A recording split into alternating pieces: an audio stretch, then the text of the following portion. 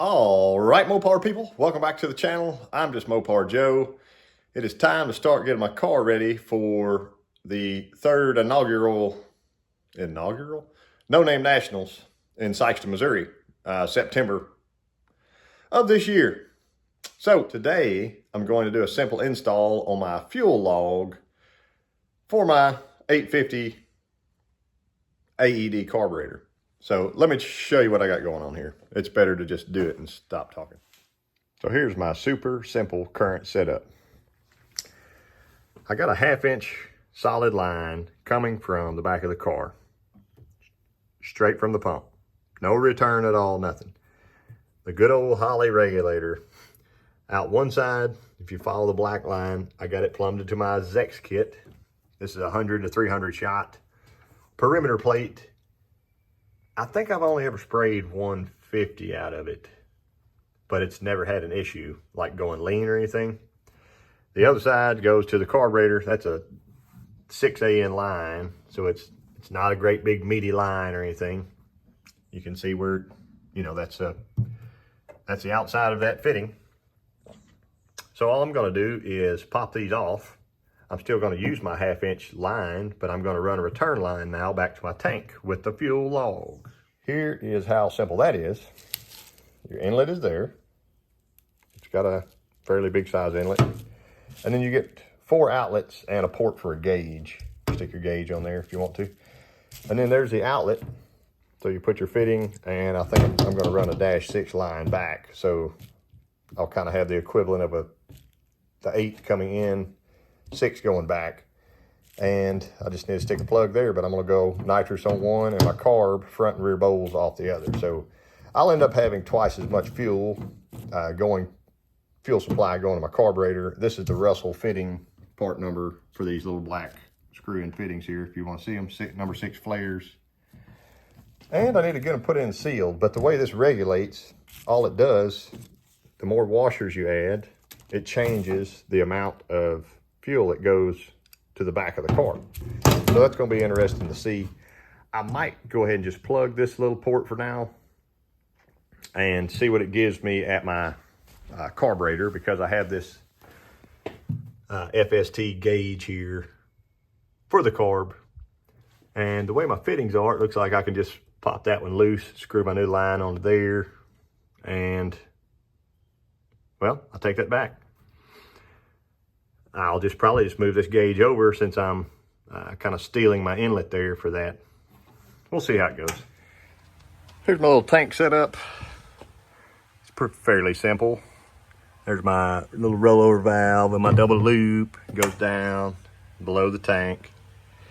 Yeah, there's my outlet. I think I'm just going to make this other outlet my new inlet. They're pretty far away, probably 3 inches or something. So I don't think that's going to disturb it enough. And I usually don't run my tank very low at all. I'm kind of, I like to be prepared when I pull up to the line. So before I drain this, I wanted you to hear what the pump sounds like, because it sounds worse when it's 100 degrees outside and the track's like 140 or whatever. So there's a pump. There we go. That's just a Summit black pump. It's pretty simple, and while I've got it drained today, I can clean out the filter on it. So give it a listen here. I've got it turned on inside. When I turn my switch on, you'll hear it.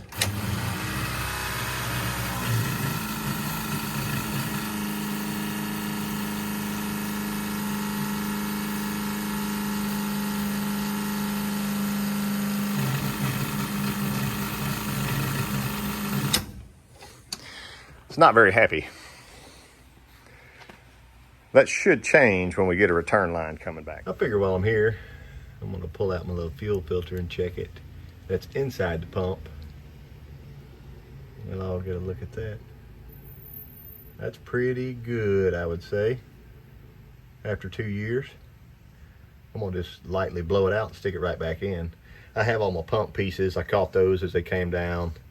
Got all my fuel out. I mean, it ran out on its own, but I'm definitely pleased with that. And a lot of people will probably make fun of my poor boy filter here, but there it is.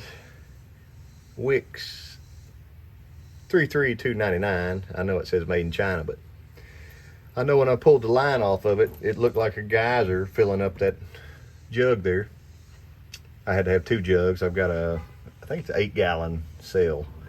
So I'm gonna replace that today also, but it's really done well. For 2 years, I'll probably have 100 gallons of gasoline ran through it, and that's the only little particle speck that wasn't caught. So use your best judgment, but that's kind of how I'm rolling. So I had to back up just a little bit. With this carburetor, these are the -6 inlets, and that's fine, but I do happen to have a Dominator that I want to try on here that has -8 inlets. So I think what I'm going to do for today, I went ahead and plugged that off. So if I get myself a couple of the -8 outlets, I can replace this one and that one and have 2 -8 lines running to each barrel, which will be super plenty fuel going to this carburetor and engine. But this is how it was before, just without the return. And ignore my ugly fittings. I can buy more of those later. But my problem is, and a lot of y'all may have the same deal, it takes 3 days to get an AN fitting from Summit or something, and I wanted to hook the stuff up today.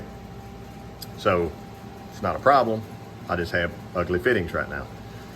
So right now it's hooked up just like it was. Here's my return line. It's got the big 180 loop that goes back and down. I've got it tight tucked and tied to my fuel line going all the way back. Let me show you where I hooked it up in the rear. Okay, here's the rear of my tank. Initially, I was going to hook it up here, but I did something goofy and I read the directions. So they want it to be much higher than the fuel level itself.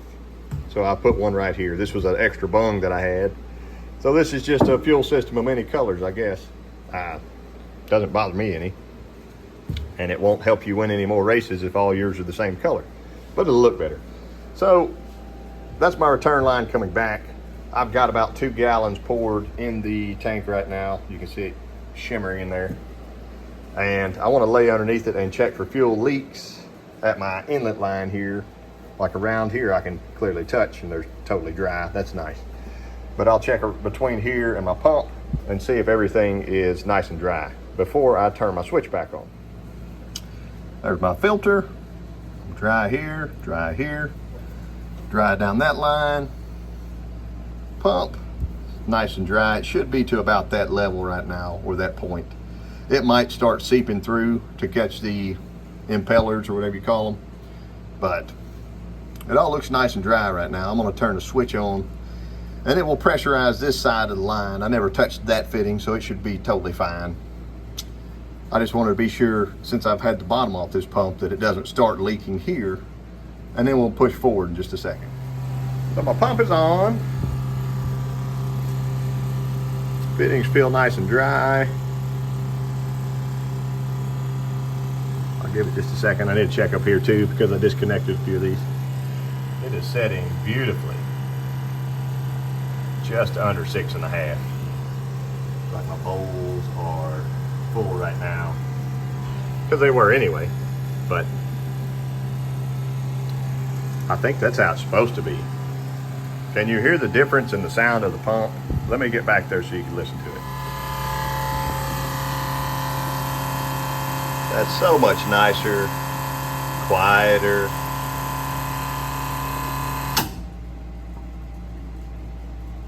There's off. There's on. I even feel like it's vibrating less.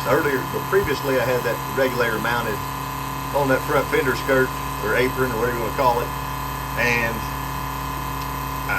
it just kind of had a buzzing sound, you know, and it was probably just generating vibration through the metal line. But right now everything's nice and dry. New filter's on. This pump has to run cooler now because it's always pumping instead of just that old hard deadhead. So I think we can maybe get out and drive it, see what happens. I believe my next time out, I'm looking for a test and tune so that I can actually drive the car, tune the car. Since we put this engine in, I've never made a complete pass spraying nitrous. So that might be exciting. If I'm going to try to run in a 28-10-5 class at No Name Nationals, I may need to get my stuff together and at least try to get a baseline tune going. I know there's going to be a lot of fast cars there, but you never know what'll happen. So I appreciate y'all watching, and hopefully this will help somebody out there if they want to try this with their fuel system.